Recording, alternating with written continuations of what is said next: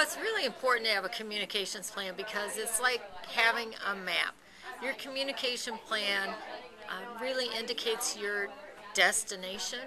It helps you determine your vehicle and the roads that you're going to take to reach your destination. I mean, it really is critical.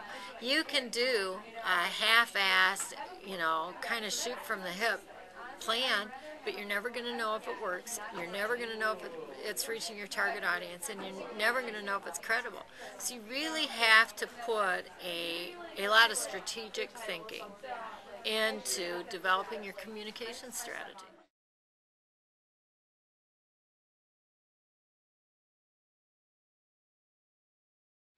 Well, first, identifying your goal, which is your destination, and those objectives you want to achieve to reach your goal.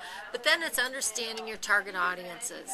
It's determining what their attitudes are and what it is you might be able to do to either build on those attitudes or influence those attitudes.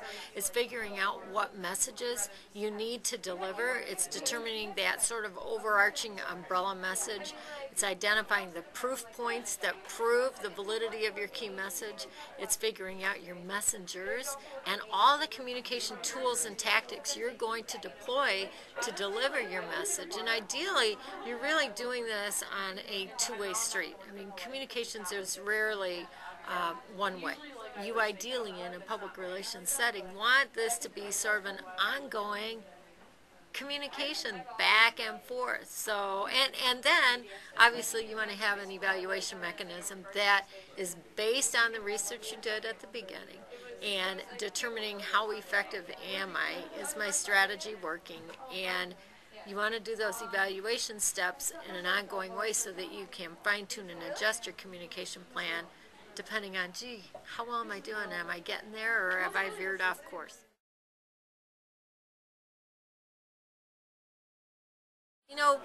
Yeah, pretty much. You do communication plans for everything. You can have communication plans within a communication plan. For example, you may have an overarching communications plan for a client, but then you have an internal membership development communication plan.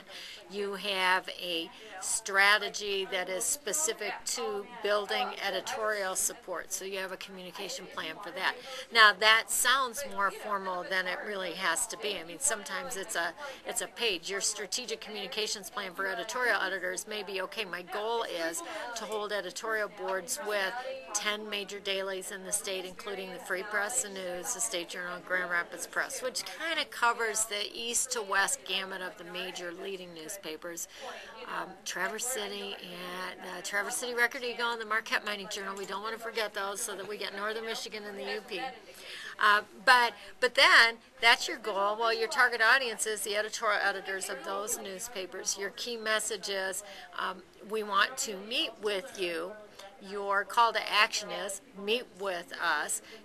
They may say, well, why do you need to meet with us? So that you want to have those proof points ready. Legislation is being considered, or there's an important policy being debated in Washington, etc. So that communications plan can really be a sheet of paper. You and I could do it on the back of a napkin with or without the martinis involved, but you want to have a plan. You want it to be thoughtful and well thought out.